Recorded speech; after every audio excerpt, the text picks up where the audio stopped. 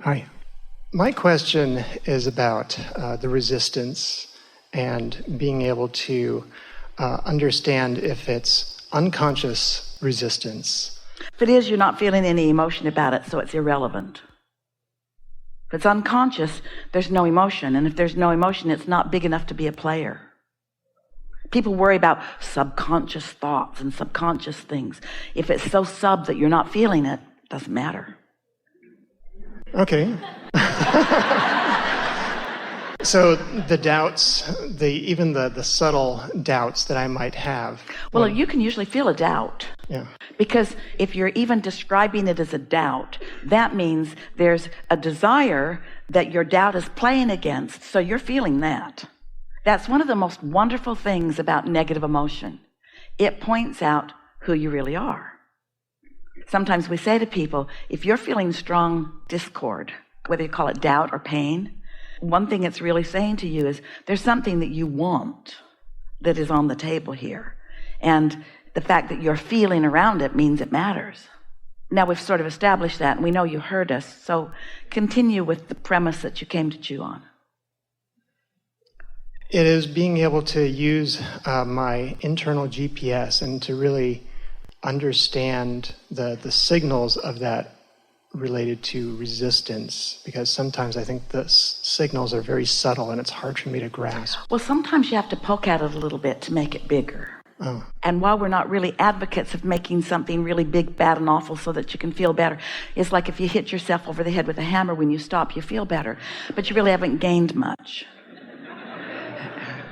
But there is something very helpful about acknowledging it enough to identify it. Because in the identifying what's off, there becomes an awareness of what's on. And now you have a plan of action. That's why Esther finds the words when we're offering the thought, I want to own it. Because if I'm not owning it, if I'm not acknowledging that I even feel this way, then I'm not going to note any progress. But if I acknowledge this is how I feel in relationship to something I want, now I'm going to feel the progress that is evidenced by relief at first and release at first, and then increased positive momentum. So you want to talk about something? Want to talk about something that you feel some doubt about? I would like to be able to, get up in front of groups to lead them in meditative exercises, and I have some resistance to taking those steps to do that. So when you think about doing that, you feel uncomfortable. Yeah. Poke just for a moment at that discomfort, and then we're going to help you to focus into comfort about it. So poke at it just a little bit. Something has happened that has made you feel that way or caused you to feel that way. So are you remembering it from a long time ago? Are you remembering it from yesterday? What is it that makes you feel this? And we could use the word insecurity, lack of confidence, a fear. Success or failure. Yeah. So if it's a fear is a stronger word. So let's start there. I fear what? I fear what? I fear that I would leap into that direction and I would fail, doing it. All right, so give us a little more description. So is the fear that you'll stand up and they'll mock you and throw things at you? It's not like that, is it? No, it's like, will I be able to attract people? So the fear is that you'll stand there and you'll be all alone. Yeah, part of it. Well, poke around until you figure out what it is. Poke around just a little bit. It's some of all of that, but not really so much. What are you afraid of, really? And we're not making fun at all. Fear of the unknown? Don't know how it's going to play out? Fear that I'll jump into that and then I'll live in poverty? We're asking you to own what this fear is about. And we're not for a moment calling it irrational. We're not calling it wrong, because you've lived life. Life has taught you. And life has taught you to feel the way you feel about things. And life has also helped you to hatch a desire that your fears are contradicting. So your fears are in the way of your desires, and you know that, or you wouldn't be having this conversation. Right. Identify the fear so that you know what your starting place is. Just try to speak it if you can. Trusting myself to be able to do it. I don't trust myself. I don't trust that I will know what to do. I don't trust that I'm good enough at this to do it in the way I want to. I don't trust that I'm ready. I don't trust that I'm good enough to do that. Good enough at it to do it. Good enough at that to do that. Pretty accurate statement, yes? Yeah. So now you know what your starting place is.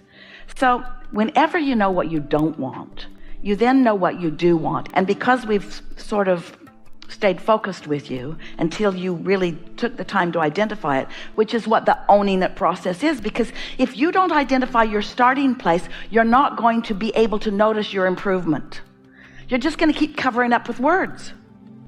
Oh, I'll be fine. Or I'll know what to do. Well, maybe, but why not clean it up? Yes? I know what I don't want. I don't want to feel like this. I don't want to be unsure. What is it that I do want? So if we were doing a focus wheel, we'd take a piece of paper and right in the middle of it, we'd put a big circle and we'd write, I am. We would speak it as if it is, even though right now it's a lie. I am so tuned in that I lead others powerfully.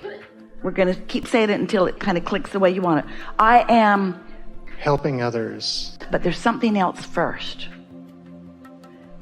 I am able to tune to my own resources, because it's only through that that you do help others. And it's not doing that you're sort of worried about. So I am good at tuning to my resources. Now, when we put it that way, you're feeling a little relief with that. But let's now make other statements around that center statement that shore it up, that actually shift the way you feel. I am recognizing my capability to do this. All right. I know when I'm tuned in and when I'm not. My guidance system is alive and well because I can feel when I'm off and I can feel when I'm on. I wouldn't stand before them unless I knew that I'm on. I can tell when I am on and when I'm not, so why would I go there if I'm not on? I can practice being on until being tuned in, tapped in, turned on is something that I do on a really regular basis. In fact, I do that on a really regular basis. It's only when I introduce other people to the concept that I lose my confidence. I am actually pretty good at this. I tune in and I resonate with my inner being on a regular basis. In fact, I think that's where these ideas are coming from. I think that my inner being knows how good I am at this, and my inner being knows how much I want to do this, and my inner being, we're writing around the edges, and my inner being knows that I was born to uplift and lead in this way, and that's why it's something that keeps coming up. It won't just go away. Now we're just going to ask you the question. We're asking you too, but we're asking you the question. Does it feel to you like having identified where you were off and then speaking what you want and now speaking it with more focus and deliberateness? Does it feel to you that you feel more ready right now in this minute than you did when we began this conversation? Absolutely. So you've moved. You're not in the same place. Your desire that was always there, you began moving in the direction of it. Now, did it fix all those insecurities all at once? No. But it sure did soothe them for now, and you do know what to do. So now let's say that a little time passes and that the momentum of alignment has subsided just a little bit, and now you're sitting down with another deliberate intention to soothe something. Now, why would anybody do a focus wheel? We would encourage you to do a focus wheel anytime you recognize you've got some offness going on within you. And anytime you've got any kind of negative emotion, you've got some offness going on, some contradiction of who you really are. So that blessed negative emotion is the beginning of every focus wheel. And every focus wheel is going to shift energy. So isn't this a fun thing to know? Absolutely. It's like a GPS. And you use those words, that internal guidance system. That's what it is. So now let's say that time has passed, you've been doing other things, and now something has happened. Maybe you see someone who you know could benefit by something that you've learned to do yourself. And you think about talking to them about it, but you feel this time not strong doubt, certainly not fear, but hesitation. You just feel hesitation. and you want to soothe them. You also think maybe you should mind your own business or whatever. And so when you stop to own how you're feeling, so you say to them, oh, you'll be fine. Or you say about them, oh, you'll be just fine. But those are just words. You don't even mean that. What you mean is, I see some things in you that are hindering you that I could help you get over, but I'm chicken to help you get over it because you might misunderstand my motives, or you might think I'm weird. You with us just a little bit? So let's start there. I feel, what's the emotion that happened just now in all of that? The emotion that I want to feel. What are you feeling in a situation like that? It's negative emotion, but what is it? How would you describe it? It's not fear, it's hesitation, but what does it feel like? Still insecure? It feels like I'm not sure that I should be the one to tell them in a position of... I want to help them. Yes. And I want to be an uplifter. Yes. But I'm hesitant to do that because they may have their own path of helping themselves. Oh, they want to feel better. We want you to really own this, and that's not it yet. So just stay with it till you see if you can figure it out. They might disapprove of me. Yeah, they might go, oh, that's kind of weird. I don't want to hear from you. Not only is it weird, it's, what's up with you, weirdo? I know I've been complaining and it looks like I want help, but when you give it to me, I don't really want it. So if you were to really own what your hesitation is about, I might be misunderstood. Isn't that what it is? Didn't we touch the sore spot for most of you? I might be misunderstood. So now you know what your starting place is. I might be misunderstood. Well, what's on the other end of that stick?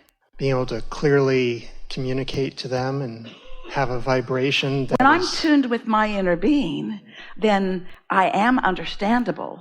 So on the other end of I might be misunderstood, you might say, I want to come from clarity. Or you could hit it more head on. I want to be of value to this person. And my fear is that that person won't let me be of value. But you see, that person is irrelevant to the equation because you're the only one who can cause the wobble. It feels to you that it's about them and their response to you, but it isn't. It's about you and your perceived response of them to you. Yes. So now you're going to clean that up because your perceived response to them is the only thing that matters. And so now when you poke at your desire, I'm an uplifter. I was a born uplifter and I'm good at receiving and I can go for this. So let's do the focus wheel. I know what I don't want. I don't want to be misunderstood. I know what I do want. I want to help this person. I want to be valuable right now. I want to come from wholeness. I want to come from clarity. Now, we've just been poking around. Which of those statements feels like the most solid statement that you want to be the center point of your focus wheel? I am a clear being with infinite resources. I can do this. Yeah. So now, boom, just write one word. I am, or something. You don't write all of that. Well, hold on just a second. And you'll get better and better at this the more you do it. So you get that in the center of your focus wheel, and now shore it up with other things that you know, other things that aren't hard to reach for. And now you're there, it'll be easier because you're not there anymore. You're over here in this focus. When I get tuned in, good ideas come. And I really do care about this person. And I know that my inner being cares about this person, and I know this person's inner being cares about this person's. And there's nothing serious going on here. It's just me feeling around for the purpose of soothing. I'm not trying to solve this person's life equation. I'm just trying to soothe them in this moment. I just want to tune in so that I am clear about what I say. I'm not even trying to tune in so that what I say fixes them. I just want to tune in about them.